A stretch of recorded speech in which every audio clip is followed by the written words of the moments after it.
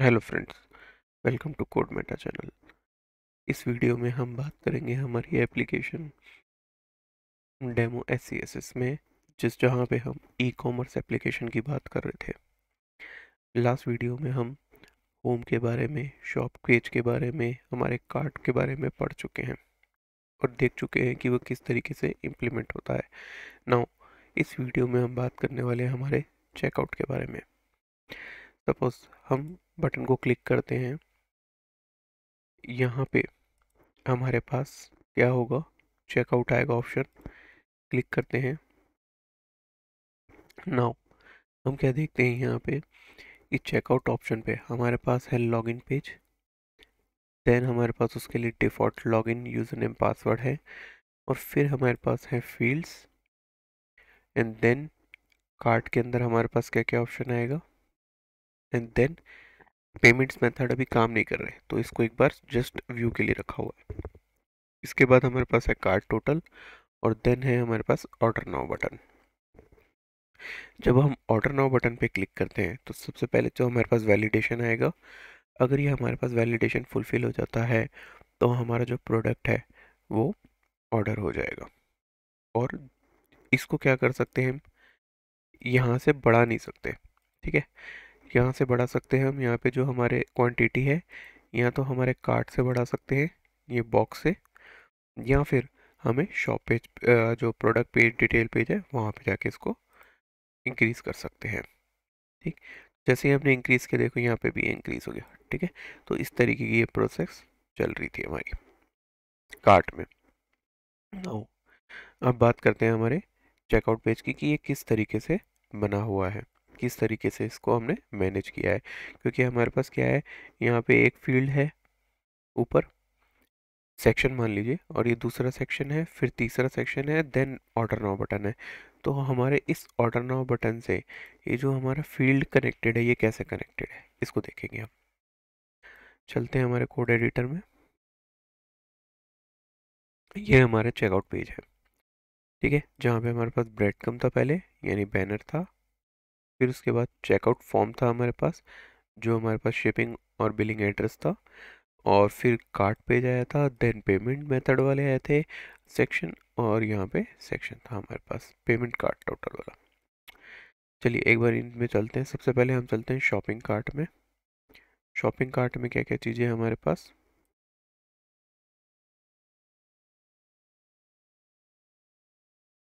Shopping cart में क्या है, जस्ट हमने क्या किया है, कार्ट कॉन्टेक्स्ट डेटा को यहाँ पे ऐड करा है, ठीक है। और फिर उसके बाद क्या किया, हमारे जो सेक्शन था, क्या क्या आएगा इसके अंदर, प्रोडक्ट की इमेज, प्रोडक्ट का प्राइस, क्वांटिटी, टोटल। तो जो कार्ट था उसके अंदर हमारे सारा प्रोडक्ट का डेटा जा रहा था। अगर आपको नहीं पता तो प्रीवियस वीडियो देख लीजिएगा, वहाँ पे ये चीज़ मैनेज की हुई है। क्या किया, कार्ट कॉन्टेक्स्ट डेटा से हमने क्या निकाला, प्रोडक्ट्स निकाले। ये जो साइन होता है, ये क्या करता है कि अगर सपोज करो आपके कार्ट में कोई डेटा नहीं है, तो ये एरर नहीं देगा कि आपका कार्ट CTX डेटा फ्री है या उसमें प्रोडक्ट्स नहीं है, ठीक है। तो क्या किया, इसमें प्रोड इंडेक्स ले लिया, ये हमने की को मैनेज किया, नहीं तो की एरर आती रहती है हमारे कंसोल में। इंडेक्स में की डाल दी। अब TR करके क्या किया हमने, सबसे पहले तो प्रोडक्ट की इमेज ली, फिर उसकी प्राइस ली, फिर हमने क्या किया, ये इनपुट टैग में क्या लिया, प्लस माइनस वाला ऑप्शन ले लिया, 1 और 2।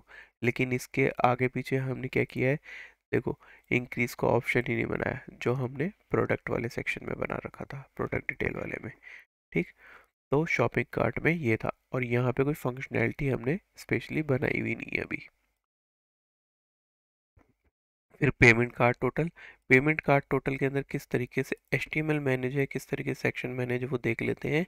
क्योंकि पेमेंट का अभी यहाँ पे कोई स्कोप हमने रखा नहीं है, आगे देखेंगे आने वाली वीडियो में, जहाँ पे हम स्पेशली पेमेंट गेटवेज की बात करेंगे।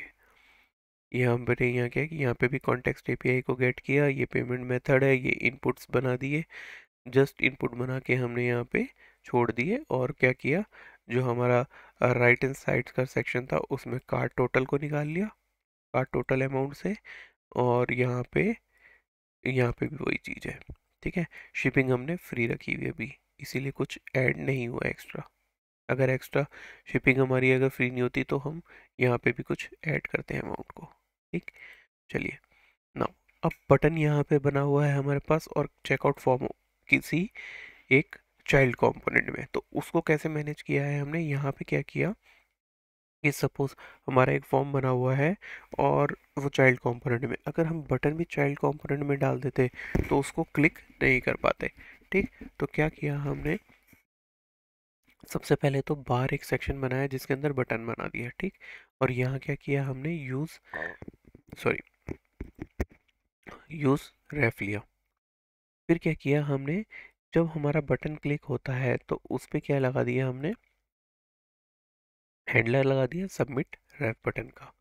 ठीक, इसके अंदर क्या किया, सबमिट रेफ बटन को करंट को क्लिक करा दिया। अब ये करंट क्लिक क्या है ये भी हम देखते हैं कि क्या किया हमने, कि जो हमारा चेकआउट फॉर्म था उसके अंदर क्या पास कर दिया, सबमिट क्लिक रेफ हैंडलर पास कर दिया, और ये जो सबमिट क्लिक रेफ था इसको इसमें डाल दिया। अब क्या करेगा, ये चेकआउट फॉर्म में जाएगा। ठीक, क्या होगा, अभी ऊपर बात करते हैं कि हमने क्या चीज़ की है। तो वो जो सबमिट क्लिक रेफ था वो क्या करेगा कि यहाँ पे एक हिडन के अंदर, ये देखो यहाँ पे हिडन के अंदर एक बटन लगा हुआ है। ठीक है, तो ये उसको क्लिक कर देगा यहाँ पे। ठीक, तो क्या हुआ, इन शॉर्टली क्या हुआ, जो हमारा बार मेन वाला जो बटन था, सबसे नीचे जो हमने बटन बनाया था वो क्या था कि क्लिकेबल था, लेकिन as a form submit button नहीं था, वो जस्ट एक शो के लिए लगा हुआ था। और जब उसको क्लिक करते हैं तो क्या होता था, जो हमारा सब जो कॉन्टेक्ट सॉरी चेकआउट फॉर्म है उसके अंदर जो सबमिट बटन होगा, जो कि एक्चुअल में फॉर्म के अंदर होगा, वो क्लिक होगा। ठीक, इस तरीके से। नो, अब क्या बात करते हैं हम चेकआउट फॉर्म में हमने किया क्या है। सबसे पहले तो हमने क्या किया, बनाया फॉर्म बनाया, जिसको एक आईडी दे दी, नेम दे दिया, और ऑन सबमिट पे हमने क्या लिखा, फॉर्म चेकआउट सबमिट हैंडलर ले लिया। ठीक है, यानी इस फॉर्म के क्लिक पे ये हैंडलर चलेगा। यहाँ क्या लिया हमने, बिलिंग इंफॉर्मेशन ली, जिसमें हमने इनपुट में नेम ले लिया, क्लास ले ली, उसकी वैलिडेशन की, या फिर नॉर्मल जो क्लासेस हैं उसके अंदर लेबल ले लिया। तो इस तरीके से हमने क्या क्या बनाया, एक तो first name, last name, company, address, city, और हमारा जो बिलिंग इंफॉर्मेशन था उसको भी हमने यहीं पे बनाया, डिलीवरी इंफॉर्मेशन को, कि हमको क्या क्या चीज़ें चाहिए, क्या क्या फील्ड चाहिए। नाउ, अब क्या किया हमने, इस फील्ड के क्लिक पे सबसे पहले हमें क्या बनाना होगा, वैलिडेशन बनाना होगा। तो वैलिडेशन के लिए क्या करेंगे हम, सबसे पहले क्या करेंगे, यूज रेफ लेते हैं यहाँ पे।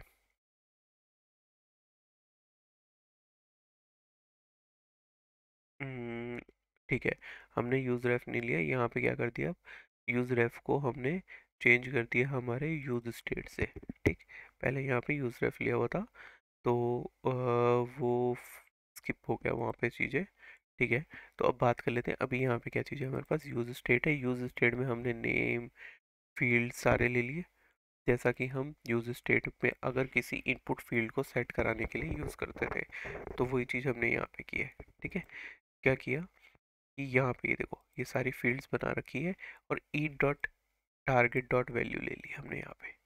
ठीक है, ये ले ली, e dot target dot value ले ली सेट नेम करके। अब क्या करेंगे, हम करंट इनपुट फील्ड को सेट कराएंगे। ठीक है, सेट नेम के अंदर सबकी यहाँ पे वैल्यूज आ गई। ठीक, यहाँ तक सारी वैल्यूज आ रही हैं। अब क्या किया कि जब इनपुट चेंज पे, यहाँ पे ये जो आ रहा है, ये जो चेंज हो रहा है, ये इनपुट चेंज पे ये हैंडलर चल रहे हैं। ठीक है, जैसे ये हैंडलर चलेंगे तो इसके रिस्पेक्टिव कोड भी चलेगा। अब नेम हैंडलर में क्या चलेगा, ये देखो ये रहा नेम हैंडलर, जब ये चलेगा, ठीक है, जैसे ही हमने इनपुट वैल्यू को चेंज किया तो ये रन हुआ हमारा। ये रन होते ही क्या होगा, सेट क्या हो जाएगी, जो भी हमारे करंट टारगेट की वैल्यू है वो सेट हो जाएगी। ठीक है, नाउ इसी तरीके से और फील्ड भी सेट होंगी। अब क्या हुआ कि जब हमने क्या किया कि फॉर्म सबमिट को, इस हैंडलर को क्लिक किया यहाँ पे, तो हमारे पास क्या होगा, कुछ एनोनिमस फंक्शन चलेगा सपोज करना, ठीक। अब एनोनिमस फंक्शन चला तो उसके अंदर ई डाल के हमने क्या किया, ई डॉट प्रिवेंट डिफॉल्ट कर दिया। फॉर्म सबमिट करते ही हम क्या करते हैं, ई डॉट प्रिवेंट डिफॉल्ट लिखते हैं, ताकि क्या होगा कि जो हमारा फॉर्म होगा वो जो ब्राउज़र रिलोड करके सबमिट होता है वो नहीं होगा, ठीक है। ब्राउज़र रिलोड नहीं होगा इस कंडीशन में हमारा। अब क्या किया कि जो बिलिंग एड्रेस है और शिपिंग एड्रेस है उसको यहाँ पे हमने ले लिया, ठीक। जितनी भी ये हमारी ये बनेगी ना, ये जो स्टेट्स हैं, इन स्टेट को हमने यहाँ पे ले लिया। अब देखो यहाँ पे क्या ले रखा है, just name, last name, C name, address ले रखा है। तो ये क्या करेगा, अपने आप इस तरीके से कॉलन नेम बनाएगा, ठीक है, और उसके अंदर सेट हो जाएगा। तो की वैल्यू इस तरीके से अपने आप बन जाएगी, ठीक है। क्या होगा, ये क्या है, एक मॉडर्न तरीका है, ठीक है। जो हम लेटेस्ट जावास्क्रिप्ट पढ़ रहे हैं ES6, उसके अंदर ये लेटेस्ट तरीका है, जो हमारी की और वैल्यू को मैनेज करने का तरीका है। तो इस तरीके से हमें ये चीज़ें मिल जाएंगी। अब क्या किया हमने, चेक कराया कि कोई फील्ड हमारी ब्लैंक है कि नहीं है। ब्लैंक कैसे करना है, हमें एक तो बिलिंग एड्रेस को चेक करवाना है और शिपिंग एड्रेस को, तो वो दोनों हमने डाल ली। अब ये जब चेक करेंगे तो क्या है, ये हमारे पास ये रहा। क्या किया, सबसे पहले हमने शिपिंग एड्रेस, बिलिंग एड्रेस लिया हुआ है हमारा, और फिर शिपिंग एड्रेस है। तो ये उल्टा हो गया यहाँ पे, ये हमारा शिपिंग एड्रेस है और ये बिलिंग एड्रेस है हमारा यहाँ पे, ठीक। क्या किया हमने, एरे की फॉर्म में लिया। अब क्या कर सकते हैं कि जो हमारा ये जो बनता है ऑब्जेक्ट, इसको हम मैप से यूज़ नहीं कर सकते, ठीक है। मैप का यूज़ हम यहाँ पे नहीं कर सकते ये ऑब्जेक्ट को चलाने के लिए, क्योंकि मैप क्या चलता है, एरे पे चलता है। तो क्या होगा, इस ऑब्जेक्ट को पहले क्या करेंगे, ऑब्जेक्ट डॉट एंट्रीज से पहले इस ऑब्जेक्ट को हम एरे में कन्वर्ट करेंगे। और एरे को किस तरीके से यहाँ पे ले सकते हैं, ब्रेक कर सकते हैं, की वैल्यू को कॉन्स्ट की वैल्यू, जो एरे होता है उसको ऑफ में यूज़ करते हैं, ठीक है। जो ऑब्जेक्ट है उसको भी इस तरीके से यूज़ करते हैं। अगर ये ना था तो इसकी बात हम पहले कर चुके हैं, और इन और ऑफ की ये कब कब यूज़ होता है, ठीक है। क्या किया था कि हमने क्या किया, ऑब्जेक्ट डॉट एंट्रीज की, इसमें ऑब्जेक्ट को डाला हमने, जिससे ये हमें क्या देगा, कॉन्स्ट की वैल्यू का पेयर दे देगा एरे में। अब क्या चेक करा है कि अगर वैल्यू ब्लैंक नहीं है तो हम क्या करेंगे, जो हमें नोटिफिकेशन दिखाना है क्लिक के ऊपर एरर को, उसको क्या किया, उस की को यहाँ पे पुश कर दिया, एरे डॉट पुश कर दिया, ठीक।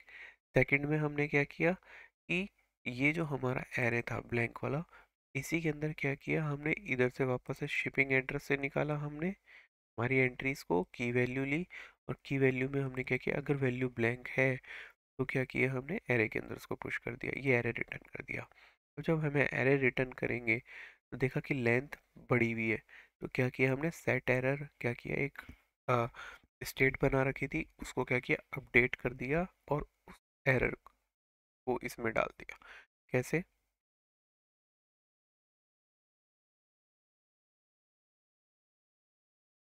देखो यहाँ पे ब्लैंक एरे की एक स्टेट बनाई थी हमने, ठीक है, उसके अंदर इन चीज़ों को डाला है, उसके अंदर एरे को सेट करा दिया, जो रिटर्न आया। अगर नहीं होता रिटर्न तो हम क्या करते, इस एरर को अभी भी ब्लैंक ही रखते।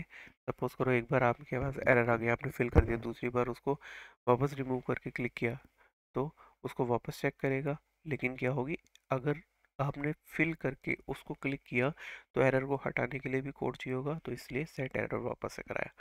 अब क्या किया, यहाँ पे ये फायर बेस से ऐड डॉक्यूमेंट आया जिसके अंदर हमने बिलिंग एड्रेस और शिपिंग एड्रेस भेज दी, ठीक है।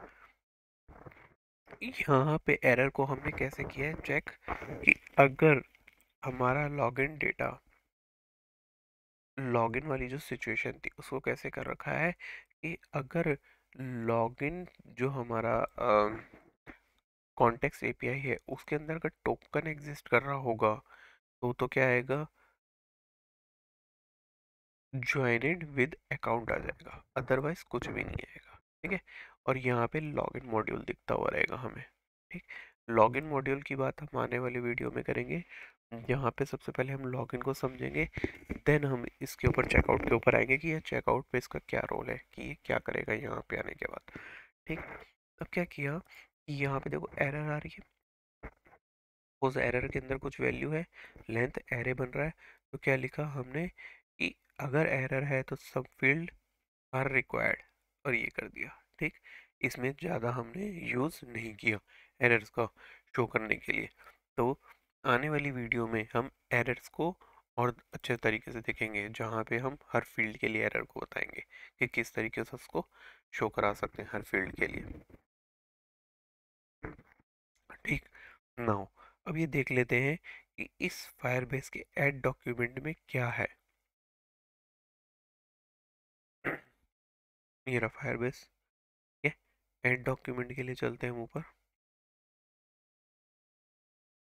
लास्ट वीडियो में हम ऑलरेडी बात कर चुके हैं हमारे फायरबेस की, कि किस तरीके से हम कनेक्शन करते हैं, या हमें क्या चाहिए होता है फायरबेस के अंदर। कस्टम हमने ये बना रखा है, हुक बना रखा है, और जहाँ पे हमने फायरबेस को कनेक्ट करा के इसकी वैल्यूज़ को निकाला हुआ है, ये सारी वैल्यूज़ को, जो भी हमारे पास फायरबेस के अंदर हमको क्या होता है, जो पैकेज के अंदर मिलता है।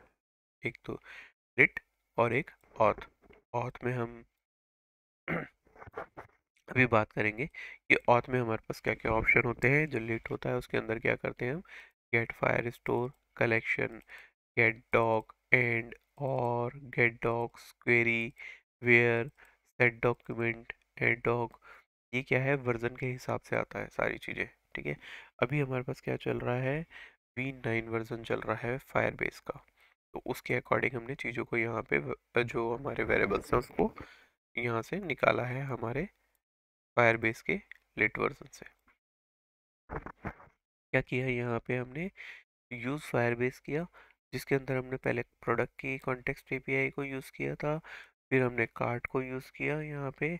अब क्या किया हुआ है हमने, हमको चेकआउट के बारे में बात करना है, ऐड डॉक्यूमेंट के बारे में। तो ऐड डॉक्यूमेंट का है हमारा यहाँ पे, ये रहा। ठीक है। ऐड डॉक्यूमेंट में क्या है हमारे पास, बिलिंग और शिपिंग एड्रेस आया, जहाँ पे हमने एनोनिमस फंक्शन बनाया और बार एसिंक लिख लिया, ताकि जो हमारे पास जो एपीआई है, जब तक उसका रिजल्ट आ नहीं जाता तब तक वो आगे प्रोसेस नहीं करेगा। फिर क्या किया हमने, टाई कैच कर लिया यहाँ पे। यहाँ पे हमने ट्राई कैच बना दिया, एरर ले ली यहाँ पे, जो हमारे पास एरर डॉट मैसेज आया, ये आ गया। हम चाहें तो क्या कर सकते हैं, यहाँ पे एक मैसेज का ये स्टेट बना सकते हैं, या फिर कॉन्टेक्स्ट एपीआई बना सकते हैं, जहाँ पे हमने सारी जो एरर्स आती है उनको रख लेंगे। ठीक है। और उस अकॉर्डिंग उसको शो करा देंगे। क्या किया कि जो हमारे पास ऐड डॉक्यूमेंट आया, इसमें चेकआउट पे बिलिंग और शिपिंग इंफॉर्मेशन आ रही। इसमें डेट लेंगे सबसे पहले, जो आज की डेट होगी। डेटा क्या इंसर्ट करना है हमें, ऑर्डर्स के अंदर डेटा इंसर्ट करना है, कार्ट का डेटा जिसके अंदर सारे प्रोडक्ट्स होंगे, billing information, shipping information, date डी को। ठीक है। ये सारी हमें फायरबेस में डालनी है। फायरबेस क्या है हमारा, नॉन स्ट्रक्चर्ड डेटा है, तो वहाँ पे हम कुछ भी डेटा डाल सकते हैं किसी भी तरीके से। और जो हमने ये दिया है, ये इसी के की के अंदर इंसर्ट हो जाएगा डेटा। ठीक है। अब क्या किया हमने, यहाँ पे दो चीज़ें लगाई। अगर हमारा यूज़र लॉगिन है, टोकन हमें मिलता है, तो उसकी UUID आएगी, अदरवाइज क्या होगा, रैंडमली कोई भी आईडी सेट हो जाएगी। ठीक है। यहाँ हम क्या करने वाले हैं कि हम फायरबेस में एक डेटा बन डेटा सेक्शन बनाएंगे, जहाँ पे हम यूज़र आईडी के बेस पे हमारे ऑर्डर्स को स्टोर कराएंगे। ठीक। और ये क्या होगा, मल्टी लेयर होगा। किस तरीके से, देखो पहले क्या किया था हमने, जब हम फंक्शनैलिटी को इम्प्लीमेंट कर रहे थे, तो सबसे पहले हमारे पास कोई यूज़र लॉगिन नहीं था। बाद में जब यूज़र लॉगिन आया तो ये चेंज किया। पहले नहीं था तो हमारे पास क्या किया था, हमने एक ऑर्डर्स का कलेक्शन बनाया था, और और उसके अंदर डेटा को इंसर्ट करा रहे थे। ठीक है। लेकिन जैसे ही हमारे पास ऑर्डर्स, अब यूज़र आ गया, तो क्या किया हमने, यूज़र बेस्ड बनाना चाहा, तो यूज़र बेस्ड बनाने के लिए क्या किया, यूज़र आईडी ले ली। ठीक है। इसीलिए इसको इस तरीके से लिया। अब क्या किया हमने, ये चीज़ समझिएगा क्या चीज़ है, कि आपके पास क्या है, एक यूज़र टेबल है। ठीक है? उसके अंदर क्या होगा, उसकी यूज़र आईडी रहेगी, ठीक है। फायरबेस में ये क्या हो गई, डॉक आईडी हो गई। क्या हो गया, फिर क्या हो गया, एक ऑर्डर्स का टेबल रहेगा, इसके अंदर फिर से ऑर्डर्स का कलेक्शन रहेगा, यानी पहले कलेक्शन, फिर उसकी डॉक्यूमेंट आईडी, और फिर उसके अंदर एक कलेक्शन और डाल दिया, ठीक है। और उसके अंदर हम क्या करेंगे, यहाँ पे प्रोडक्ट्स का, हमारे ऑर्डर्स का डेटा डालेंगे, ठीक है। तो ये चीज़ है, यहाँ पे हमने ये जो कर रखी है, क्या किया, डीबी यूज़र, यूज़र आईडी ली, डॉक्यूमेंट का रेफ निकाला, फिर कलेक्शन लिया, फिर इस रेफ के अंदर हमने ऑर्डर्स को डाला, तो कलेक्शन रेफ निकाला, और ऐड डॉक होता है इंसर्ट करने के लिए, अवेट लगा के ऐड डॉक करा। इस कलेक्शन रेफ के अंदर हमने ये यूज़र का जो डेटा बनाया था, इसको यहाँ पे पास कर दिया, ठीक। अब क्या किया, हमारे कार्ट में से डेटा को रिमूव कर दिया और इसको होम पेज पे मूव कर दिया, तो ये प्रोसेस हुई, ठीक। तो ये हमारी क्या हो गई, हेड डॉक्यूमेंट की प्रोसेस रही। आने वाली वीडियो में बात करेंगे लॉगिन की, जहाँ पे इसको और अच्छे से क्लियर करेंगे, और आपको क्या दिखाएंगे, जो हमारा फायरबेस का स्ट्रक्चर है वो दिखाएंगे कि किस तरीके से हमारा डेटा इंसर्ट होता है जब हमारा यूज़र लॉगिन होता है, और विदाउट लॉगिन भी ये जो हमारा आईडी बनती है उसी टाइम दिख जाएगी, ठीक है। तो ज़्यादा बेटर रहेगा तभी बताना, क्योंकि विदाउट लॉगिन के दोनों चीज़ों को समझना फिजिबल नहीं है यहाँ पे, ठीक है। तो अभी हमने क्या देख ली, हमारी चेकआउट की स्टेप्स देख ली, उसका कोड देख लिया कि किस तरीके से हमने प्रोसेस किया है। अगर आपको ये कोड चाहिए तो आप जो हमारा गिट रिपोजिटरी है उसके साथ कनेक्ट कर सकते हैं, और आपके सजेशन भी वहाँ पे दे सकते हैं, ठीक है। तो वो लिंक मैं आपको हमारे जो डिस्क्रिप्शन उसमें दे दूँगा इस रिपोजिटरी का, आप वहाँ से इस कोड को यूज़ कर सकते हैं।